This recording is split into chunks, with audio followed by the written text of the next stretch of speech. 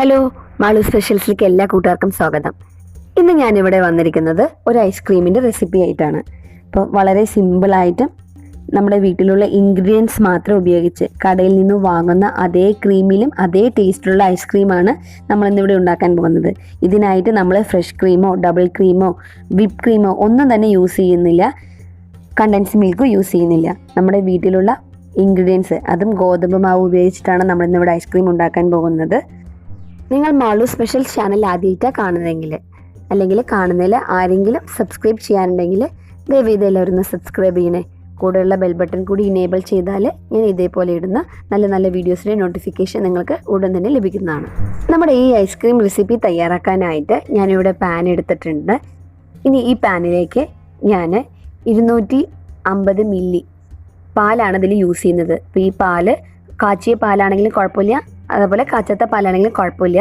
250 milli litre പാലാണ് ഞാൻ use ചെയ്യുന്നത്. ഇനി ഇതിലേക്ക് നമ്മൾ പാലെടുത്ത അതേ കപ്പിൽ തന്നെ 1/4 കപ്പ് അളവ് പഞ്ചസാര കൂടി ചേർക്കുന്നുണ്ട്. ഇപ്പോൾ പഞ്ചസാര ചേർക്കുന്നത് ഓരോരുത്തരുടെ ഇഷ്ടത്തിനനുസരിച്ചിട്ടാണ്. ഇപ്പോൾ കുട്ടികൾക്ക് മധുരമാണ്, ഐസ്ക്രീമാണെന്നുള്ള പേരിലാണ് ഞാൻ കുറച്ച് കൂടുതൽ ചേർത്തിരിക്കുന്നത്. നിങ്ങൾ ആദ്യം ഒരു 1/2 കപ്പ് യൂസ് ചെയ്തിട്ട് അതിൻ്റെ ടേസ്റ്റ് നോക്കിയിട്ട് മധുരം പാകമാണ് നോക്കിയിട്ട് പോരെങ്കിൽ മാത്രം ആഡ് ചെയ്ത് കൊടുക്കുക. അപ്പോൾ ഇതിൻ്റെ മധുരമെല്ലാം ഓരോരുത്തരുടെ ഇഷ്ടത്തിനനുസരിച്ചിട്ടാണ് ചേർക്കേണ്ടത്. ഇനി ഞാൻ ഇതിലേക്ക് വേറൊരു ബൗൾ എടുത്തിട്ടുണ്ട്. ഇനി ആ ബൗളിലേക്ക് ഞാൻ എടുക്കുന്നത് 3 ടേബിൾ സ്പൂൺ അളവിൽ ഗോതമ്പ് പൊടിയാണ്. അപ്പോൾ ഈ ഗോതമ്പ് പൊടി ഒന്ന് മിക്സ് ചെയ്യാനായിട്ട് ഞാനൊരു 1/2 കപ്പ് പാല് യൂസ് ചെയ്യുന്നുണ്ട്. അപ്പോൾ നമ്മൾ നേരത്തെ എടുത്ത പാലല്ല, ഇത് വേറെ പാലാണ്. അപ്പോൾ ഈ പാല് ചേർത്തിട്ട് നമുക്ക് ഈ ഗോതമ്പ് പൊടി നല്ലതുപോലെ ഒന്ന് മിക്സ് ചെയ്തെടുക്കണം. അപ്പം ഞാനിവിടെ 1/2 കപ്പ് പാലെന്ന് പറഞ്ഞു, അത് ഓരോരുത്തരുടെ അളവനുസരിച്ചിട്ട് 1/4 കപ്പ് മുതൽ 1/2 കപ്പ് വരെ എത്ര വേണമെങ്കിലും ആവാം. അപ്പം നിങ്ങളുടെ അനുസരിച്ചിട്ട് നല്ല ക്രീമി രൂപത്തിലായിട്ടൊന്ന് നല്ലതുപോലെ ഒന്ന് മിക്സ് ചെയ്തെടുക്കണം. അപ്പം ഞാൻ ഇത് വെച്ചിരിക്കുന്നത് ലോ ഫ്ലെയിമിലാണ്. ഇതിൽ പഞ്ചസാരയൊക്കെ നല്ലതുപോലെ മെൽട്ടായിട്ട് വന്നിട്ടുണ്ട്. ഇനി നമ്മൾ മിക്സ് ചെയ്ത് വെച്ചിരിക്കുന്ന ഗോതമ്പ് പൊടിയില്ലേ, അത് ഇതിലേക്കൊന്ന് ചേർത്ത് കൊടുക്കാം.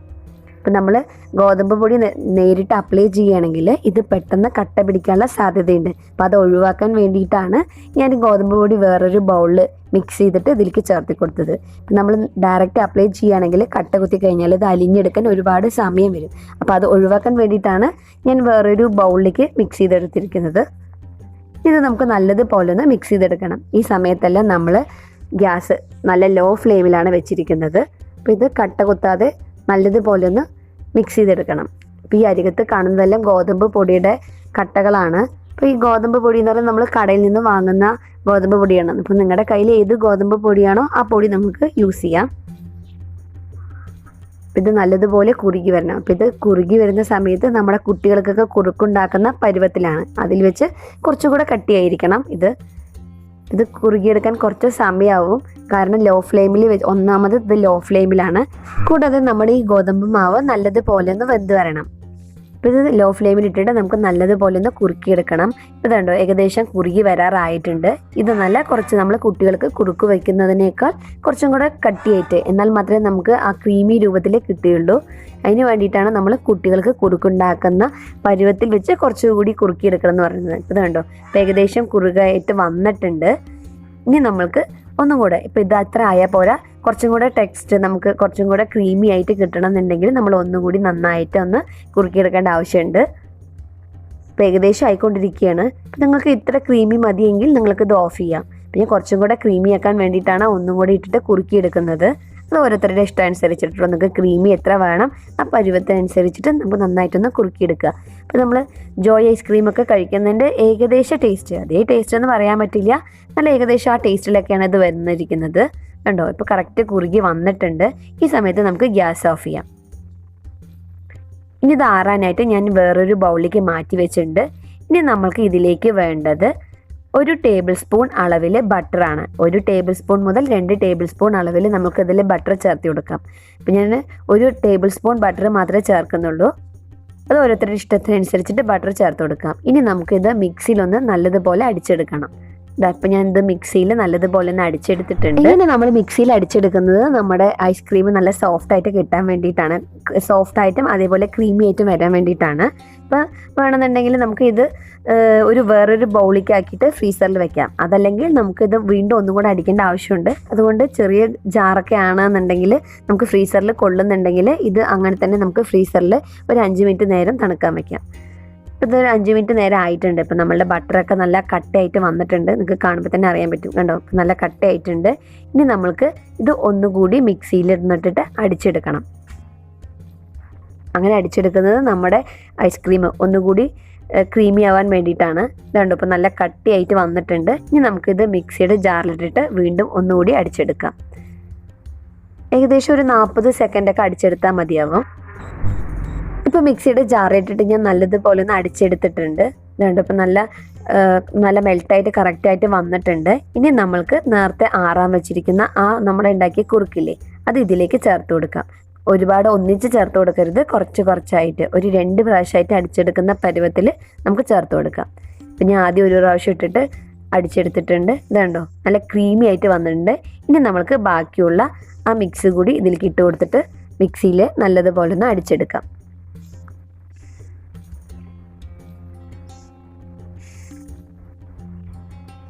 അപ്പോൾ ഇതെല്ലാം മുഴുവൻ ചേർത്ത് ഞാൻ മിക്സിയിൽ അടിച്ചിട്ടുണ്ട്. ഇതുണ്ടോ, ഇപ്പം നല്ല ക്രീമി ആയിട്ട് വന്നിട്ടുണ്ട്. നമ്മുടെ ഐസ്ക്രീമിൻ്റെ ഒക്കെ നല്ല ഇപ്പം ലൂസാണ്. ഇപ്പോൾ കുട്ടികൾക്ക് ഇഷ്ടമാണെന്നുണ്ടെങ്കിൽ ഇങ്ങനെ വേണമെങ്കിലും കൊടുക്കാം. ഇങ്ങനെ കഴിക്കാനും നല്ല ടേസ്റ്റാണ്. നമുക്ക് ഐസ്ക്രീം പരിവല്ലേ പറഞ്ഞത്, അപ്പോൾ ഐസ്ക്രീം ആവാൻ വേണ്ടിയിട്ട് നമുക്ക് ഇതിനെ വേറൊരു ജാറിലേക്ക് നല്ല മൂടി അടപ്പുള്ള ഒരു കണ്ടെയ്നറിലേക്ക് മാറ്റാം. അപ്പം അതിനായിട്ട് ഞാനിവിടെ ഒരു ചെറിയൊരു പ്ലാസ്റ്റിക് ഡബ്ബയാണ് എടുത്തിരിക്കുന്നത്. അതിലേക്ക് ഇത് ചേർത്ത് കൊടുക്കുന്നുണ്ട്. നിങ്ങൾക്ക് കാണുമ്പോൾ തന്നെ അറിയാൻ പറ്റും, നല്ല ക്രീമി ആയിട്ട് വന്നിട്ടുണ്ട്. ഇനി ഇതൊന്ന് നമുക്ക് മുഴുവൻ ഇട്ടിട്ട് ഫ്രീസറിൽ ഒരു ഏകദേശം 2 to 3 മണിക്കൂർ വെക്കണം. അപ്പോൾ ഇതിൻ്റെ ഐസ് ക്യൂബ് അതിൽ വെള്ളമൊന്നും ആവാതിരിക്കാനായിട്ട് ഞാനൊരു പ്ലാസ്റ്റിക് കവർ ഇട്ടിട്ട് വെച്ചിട്ടുണ്ട്. അതിൻ്റെ മുകളിലാണ് അടപ്പ് വെച്ച് അടയ്ക്കുന്നത്. അടച്ചിട്ട് നമുക്ക് ഏകദേശം ഒരു 3 മണിക്കൂർ 3 to 4 മണിക്കൂറിൻ്റെ ഉള്ളിൽ ഫ്രീസറിൽ നമുക്ക് തണുക്കാൻ വെക്കാം.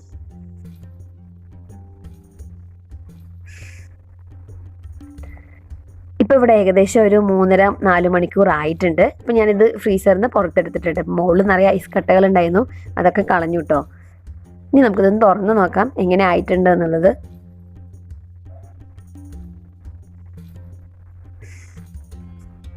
കണ്ടോ, കറക്റ്റ് ക്രീമി ആയിട്ട് നല്ല നമ്മുടെ ഐസ്ക്രീമിൻ്റെ ഒക്കെ ടെക്സ്ചറിൽ വന്നിട്ടുണ്ട്. കാണുമ്പോൾ തന്നെ അറിയാൻ പറ്റും. തൊടുമ്പോൾ ഒരുപാട് കട്ടിയായിട്ടില്ലെന്ന് ഒരുപാട് സോഫ്റ്റും അല്ല, അങ്ങനത്തെ രൂപത്തിലായിട്ടുണ്ട്. നമുക്ക് ഐസ്ക്രീമിൻ്റെ പാകത്തിൽ കുറച്ചുകൂടെ നല്ല തണുത്ത് കഴിക്കുകയാണെങ്കിൽ നമുക്ക് ഐസ്ക്രീമിൻ്റെ ഒരു ടേസ്റ്റ് കിട്ടില്ല. അപ്പോൾ അതിന് വേണ്ടിയിട്ടാണ് ഞാനൊരു ഏകദേശം ഒരു 3.5-4 മണിക്കൂർ എന്ന് പറഞ്ഞത്. കണ്ടോ, ഞാനൊരു കയ്യിൽ ഉപയോഗിച്ചിട്ടാണ് ഇപ്പോൾ ഞാൻ ഇതിലേക്ക് ഇട്ട് കൊടുക്കുന്നത്. ഇത് കാണുമ്പോൾ തന്നെ അറിയാൻ പറ്റും, നല്ല സോഫ്റ്റായിട്ട് അതേപോലെ നല്ല ക്രീമി ആയിട്ട് വന്നിട്ടുണ്ട് നമ്മുടെ ഐസ്ക്രീം. ഇത് ക്രീമി മാത്രമല്ല, ടേസ്റ്റും അതേപോലെ കേട്ടോ. ഏകദേശം ഒരു ജോയ് ഐസ്ക്രീമിൻ്റെ ഒക്കെ ഒരു ടേസ്റ്റ് തന്നെയാണ്. കുട്ടികൾക്കൊക്കെ വളരെ ഇഷ്ടമാവും. അപ്പോൾ ഇതേപോലെ ആരെങ്കിലുമൊക്കെ ട്രൈ ചെയ്യാത്തവരുണ്ടെങ്കിൽ എല്ലാവരും ഒന്ന് ട്രൈ ചെയ്ത് കൊടുക്കുക. കുട്ടികൾക്കൊക്കെ ഒത്തിരി ഇഷ്ടമാവുന്നൊരു ഐസ്ക്രീമിൻ്റെ റെസിപ്പിയാണിത്. ഇതുണ്ടോ, നമുക്ക് ആ ബോട്ടിൽ നമ്മൾ എടുത്തു വെച്ചിരിക്കുന്ന ഡപ്പ കണ്ടാൽ തന്നെ അറിയാൻ പറ്റും എത്ര ക്രീമി ആയിട്ടാണ് നമ്മുടെ ഐസ്ക്രീം വന്നിരിക്കുന്നത് എന്നുള്ളത്. ഇപ്പം ഈ തണുപ്പ് ഞാൻ പറഞ്ഞല്ലോ, തണുപ്പ് ഏകദേശം ഒരു 3.5-4 മണിക്കൂർ എന്ന് പറഞ്ഞില്ലേ, അത് ഓരോരുത്തരുടെ ഇഷ്ടത്തിനനുസരിച്ചിട്ടാണ്. ഇപ്പം ഞാൻ ഏകദേശം കുട്ടികൾക്കൊക്കെ കഴിക്കാൻ പാകത്തിൽ ഒരുപാട് തണുപ്പോ അല്ലാത്ത വിധത്തിലാണ് ഞാൻ എടുത്തിരിക്കുന്നത്. ഏകദേശം ഒരു 4 മണിക്കൂറാണ് മാക്സിമം എടുത്തിരിക്കുന്നത്. ഇത് കണ്ടോ, നമ്മൾ സ്പൂണിൽ എടുക്കുമ്പോൾ തന്നെ വളരെ സോഫ്റ്റായിട്ട് ക്രീമി ആയിട്ടുള്ള ഐസ്ക്രീം നമ്മൾക്ക് കിട്ടിയിട്ടുണ്ട്. അപ്പോൾ ഇത് ഞാൻ നേരത്തെ പറഞ്ഞല്ലോ, അപ്പോൾ അതേപോലെ ട്രൈ ചെയ്യാത്തവർ ആരെങ്കിലും ഉണ്ടെങ്കിൽ എല്ലാവരും ഒന്ന് ട്രൈ ചെയ്യുക. എല്ലാവർക്കും ഒത്തിരി ഇഷ്ടമാവുന്ന റെസിപ്പിയാണ്. ഇന്നത്തെ വീഡിയോ എല്ലാവർക്കും ഇഷ്ടമായി എന്ന് വിചാരിക്കുന്നുണ്ട്. ഇഷ്ടപ്പെട്ടല്ല എല്ലാവരും ലൈക്ക് ചെയ്യുക. അതേപോലെ വേറെ ആരെങ്കിലും കാണണമെന്ന് ഉദ്ദേശിക്കുന്നുണ്ടെങ്കിൽ നിങ്ങളുടെ ഫ്രണ്ട്സിനോ റിലേറ്റീവ്സിനോ ഷെയർ ചെയ്യാനും മറക്കരുത്. ഇതേപോലുള്ള നല്ല നല്ല വീഡിയോയുമായി ഉടൻ തന്നെ വരുന്നതാണ്. അതുവരെ എല്ലാവർക്കും ഓക്കെ, ബൈ, താങ്ക് യു.